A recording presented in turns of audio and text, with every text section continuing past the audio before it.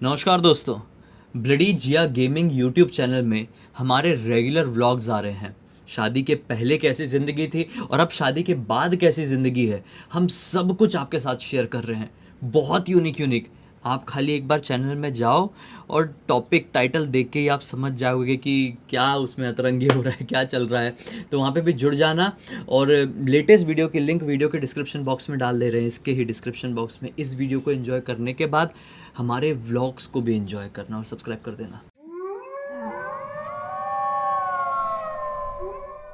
अभी से कुछ साल पहले दो दोस्तों के साथ बनारस के एक छोटे से गांव में ऐसी दिल दहला देने वाली भूतिया घटना घट गई कि आप लोग सुनेंगे ना तो आपके हाथ पैर ऐसे कांप जाएंगे कुछ सेकंड के लिए। ये सोचने पर मजबूर हो जाएंगे कि कैसे वो दोनों साधारण से लड़कों ने वो सब कुछ फेस किया होगा। आइए जिया की जुबानी ये कहानी फुल डिटेल में जानते हैं। ये जो घटना घटी है ना, नॉर्मल तरह से नहीं घटी है। जैसा कि आप सबको पता है कि बनारस में पान कितना प्रसिद्ध है, बहुत सालों से गाना भी है खाई के पान बनारस वाला। तो ये जो दो लड़के थे ना, एक पारस और एक राजू, ये दोनों बचपन से बेस्ट फ्रेंड थे और दोनों को पान खाने का बहुत ज़्यादा क्रेज़ था, बहुत एकदम हाई लेवल तक। जब बच्चे थे ना ये लोग, तब से मीठा पान खाना चालू कर दिए थे। इनके घर वाले लोग भी इनको लाके एक बार पान खिलाए थे बचपन में, तब से दीवाने हो गए थे। बोलते हमको रोज़ खाना है।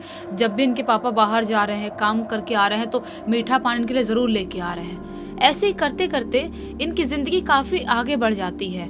रोज़ ये लोग पान खा रहे हैं, शाम के टाइम में खाना खा के जाते थे, रोड से पान खा लेते थे और आराम से अपनी ज़िंदगी जी रहे थे। ये लोग बड़े हो जाते हैं और इनके गांव में एक भोला पान वाला था जो बहुत ही ज़्यादा फेमस था, लेकिन इनके गांव के एंड वाले हिस्से में था।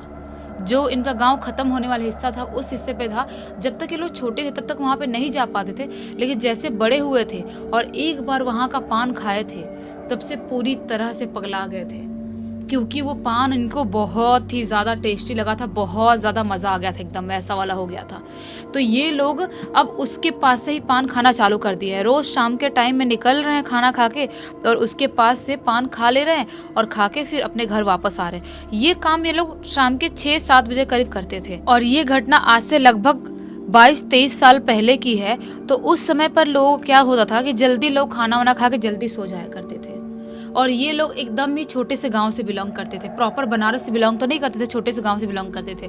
तो वहाँ पर ये लोग 6-7 बजे खा के रोज़ जा रहे हैं। घर वाले मना भी करते थे कि ज़रूरी है क्या, अंधेरा होने के बाद तुमको बाहर जाना है, पान खा के आना है, मीठा खा के ऐसे रात में नहीं घूमते हैं, तुम लोग क्यों जाते हो रोज़। तो ये लोग बोलते हैं कि देखो दिन में तो टाइम मिलता नहीं है, स्कूल कॉलेज बाकी सब चीज़ें इधर उधर में ही पूरा टाइम निकल जाता है। और जो भोला पान वाला है वो शाम के 6-6:30-7 बजे तक बंद कर देता है। तो उतने बजे ही आखिरी टाइम रहता है और उस टाइम पे सबसे ज़्यादा भीड़ उमड़ती है और उस टाइम पे सबसे टेस्टी स्वादिष्ट पान बनाता है वो। तो अपने घर वालों को समझा देते हैं। इनके घर वाले बोलते हैं ठीक है कोई बात नहीं, अब जो कर रहे हो उसमें कितना ही रोकेंगे, तो छोड़ देते हैं। इनकी ज़िंदगी ऐसी चल रही थी। तभी एक दिन ये लोग भोला से पूछ देते हैं कि तुम्हारा दुकान तो इतना चलता है, तुम 6:30-7 बजे ही क्यों बंद कर देते हो। तुम चाहो अगर रात के 9-10 बजे तक खोल के रखो, जितनी भीड़ रहती है, तुम्हारा तो बहुत बिक्री होगी। और देख, हम रोज़ देख रहे, इतने साल से देख रहे, तुम ऐसा गोनी रखते हो और गोनी में भर भर के पैसे तुमको मिल रहे हैं।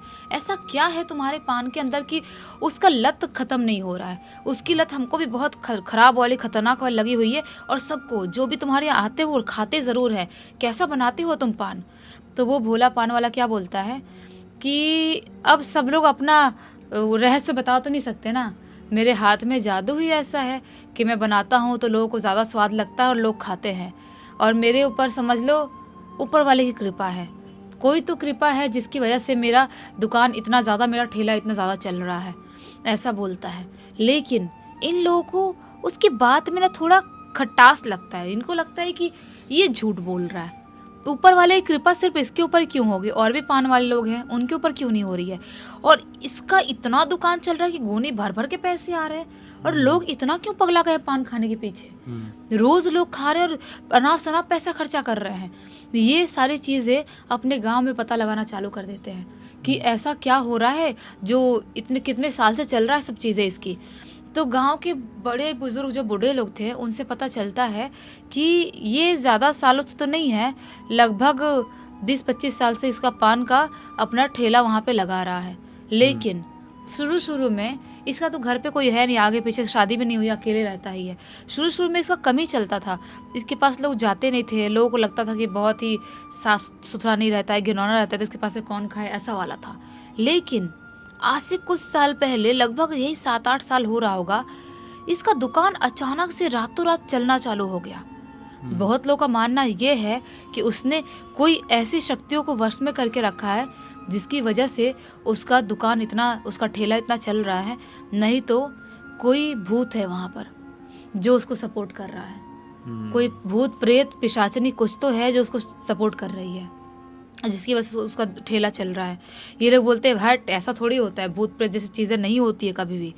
तो गांव वाले लोग बोलते हैं कि अपने गांव से आज से 7-8 साल हो गए हैं, रोज़ खबर मिलती है, एक तुमने भी सुने हो, हमने भी सुने हैं, कि रोज़ रात के टाइम में उसके ठेले के पास गांव के बाहर वाले हिस्से में एक जानवर मरा हुआ ज़रूर मिलता है।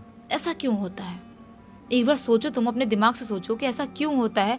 और रात के टाइम होते से ही, रात होने से पहले ही वो अपना ठेला बंद कर फटाफट क्यों भागता है, और उसके बाद लोग उसके ठेले के पास जाने की कोशिश क्यों नहीं कर पाते हैं। वैसे ही अपना ठेला वहीं पर छोड़ के पान के साथ जाता है, लेकिन आज तक किसी की चोरी करने की हिम्मत क्यों नहीं हुई। बहुत सारे लोगों ने ट्राई किए थे, ऐसा नहीं कि ट्राई नहीं किए थे, लेकिन जिन लोगों ने वहाँ से कुछ चुराने की कोशिश की है, वो उनका हाथ पैर को सीधा बचा ही नहीं। अचानक रातों रात उनके पता नहीं हाथ पैर में क्या हो जाता था, उनको कौन सी बीमारी लग जाती थी, वो पूरी तरह से बर्बाद हो जाते शरीर से। तो कुछ तो बात होगी। जब बड़े बुजुर्ग लोग ऐसा बताते हैं इनको, ये लोग बोलते हैं कि अब जो भी हो, हम माने नहीं माने समझ में नहीं आ रहा है, जब तक हम पता नहीं लगाएंगे हम नहीं मानेंगे। वो लोग वार्निंग भी देते हैं, बूढ़े जो दादा लोग थे वार्निंग देते, बोलते बेटा तुम लोग कम उम्र के हो, गर्म खून है तुम्हारा, तुम लोग सोचना भी मत और बिल्कुल मत जाना उस जगह पर। हम आज तक हिम्मत नहीं कर पाए रात के टाइम वहाँ जाने के लिए, और तुम जाने की बात कर रहे हो, जाना भी मत। लेकिन राजू और पारस दोनों ने मन बना लिए हैं, जाना तो है, ऐसा वाला है। और ये गलती बहुत सारे लोग करते हैं, उनका मन बना लेते हैं तो कुछ भी हो जाए, कितने भी लोग मना करें, नहीं उस जगह को नहीं छोड़ते और वहाँ ज़रूर जाते हैं। ये लोग भी आज शाम को ही, इन लोगों ने क्या सोचे थे कि आज हम 6:30-7 बजे करीब नहीं जाएंगे, जब वो अपना ठेला बंद करने वाला रहता है। आज अपन आधी रात के टाइम में जाएंगे, जब वहाँ पर कोई भी नहीं रहेगा। अपन देखेंगे कि वो क्या प्रोसेस है, क्या क्या चीज़ें रखा है उसने पान में, क्या मिलाता है जो ऐसा स्वाद आता है और इतनी कमाई हो रही है उसकी। हमारा भी फ्यूचर का सवाल है, अगर हमको भी कुछ पता चल गया तो हम भी अपना ठेला डाल देंगे। बाहर कमाने जाने से अच्छा गांव में ही ज़्यादा धूमधाम से कमाएंगे, मस्त, ऐसा सोचते हैं ये लोग। और खाना वाना खा के अपने अपने घर में सोने के लिए चले जाते हैं। प्लानिंग किए थे कि रात के लगभग 10:30-11 बजे करीब अपने घर के बाहर मिलेंगे। वैसा ही होता है, अपने घर के बाहर लगभग 11 बजे करीब मिलते हैं और चलते चलते उस पान ठेले के पास ये लोग पहुंचते हैं। रात काफ़ी ज़्यादा हो गई थी, आज से 22-23 साल पहले की बात है। उस टाइम पर पूरा गांव बिल्कुल आधी रात समझ के सुनसान हो जाता था। 11 बजना मतलब लोगों की आधी नींद हो जाना, तो ऐसा वाला माहौल था। पूरा गांव सन्नाटा सुनसान पड़ा हुआ है, सिर्फ और सिर्फ कुत्तों की भौंकने की आवाज़ सुनाई दे रही है, और जो कीड़े होते हैं रात के कीड़े, उनकी आवाज़ सुनाई दे रही है। एकदम ही क्रीपी माहौल फैला हुआ है। ये दोनों उस ठेले के पास तो पहुंच जाते हैं। वहाँ पर पहुँचते हैं और सोचते हैं कि अब हम जांच पड़ताल करते हैं कि उसने क्या रखा है ठेले के अंदर। वो देखना चालू कर देते हैं, पान उठा के देख रहे हैं, पान के पत्ते, वहाँ पे क्या क्या चीज़ें मिलाता है सब उठा के देख रहे हैं। और वो पान बनाते हैं, जिस प्रोसेस से बनाते हैं, रोज़ देखते थे ना, उस प्रोसेस से बनाते हैं। और जैसे ही पान ऐसे मुंह में डाल के खाने वाले रहते ही हैं, वैसे ही किसी के ज़ोर से चिल्लाने की आवाज़ आती है, रुको। ये आवाज़ एक औरत की बहुत ही ज़्यादा भारी आवाज़ थी। ये रुक जाते हैं और चारों तरफ देखना चालू कर देते हैं कि किसने हमको रोका, कौन है ये। और रुकने के बाद देखने लगते हैं, उनको ठेले के पीछे साइड से, यानी कि उनके पीछे साइड से एक औरत, बूढ़ी सी औरत आती हुई दिखाई देती है। बोलती है, तुम्हारी हिम्मत कैसे हुई भोला के ठेले पे आने की। ये बोलते हैं कि तुम कौन और भोला के ठेले से तुमको क्या लेना देना है, वो हमारा दोस्त है, हम उसको जानते हैं पहले से, हमको बोला था वहाँ आने के लिए। बोलती है बूढ़ी औरत, झूठ मत बोले मुझसे, बहुत साल हो गए मुझे इस दुनिया में ऐसे ही रहते हुए, और मैं बहुत अच्छे से जानती हूँ कौन चोर है और किसके दिल में क्या है, बहुत अच्छे से जानती हूँ। तुम्हारी हिम्मत कैसे हुई रात के वक्त पे मेरे यहाँ रहते हुए उस ठेला को छूने की? जोर से चिल्लाते हुए बोलती है। ये लोग बोलते तुम होती कौन हो?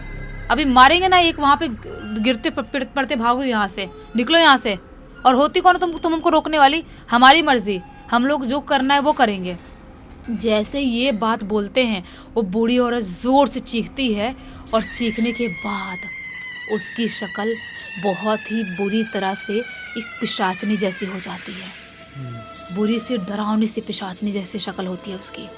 उसके मुंह को जैसे ही देखते इनके हाथ से पान ऐसे ऐसे ऐसे करके छूट जाता है और पान हाथ से गिर गया है और दोनों का घबराने का जो था वो बहुत ज़्यादा बढ़ जाता है।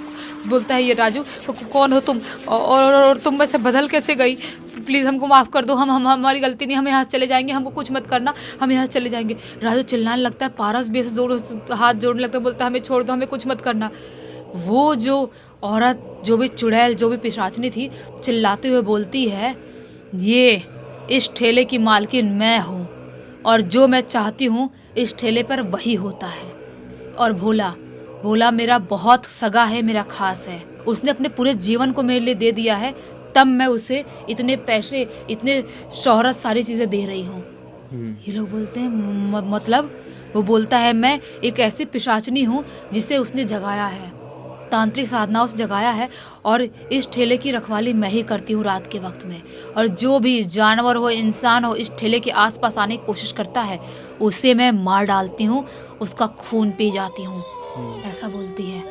ये अब दोनों हाथ पैर जोड़ रहे, चिल्ला रहे, चीख रहे, लेकिन वो जो चुड़ैल पिशाचनी जो भी थी वो पारस का हाथ पकड़ती है और उसका जोर से हाथ उखाड़ देती है। और जैसे उसका हाथ उखाड़ती है, हनुमान जी का नाम लेते हुए, चिल्लाते हुए राजू भागना चालू कर देता है।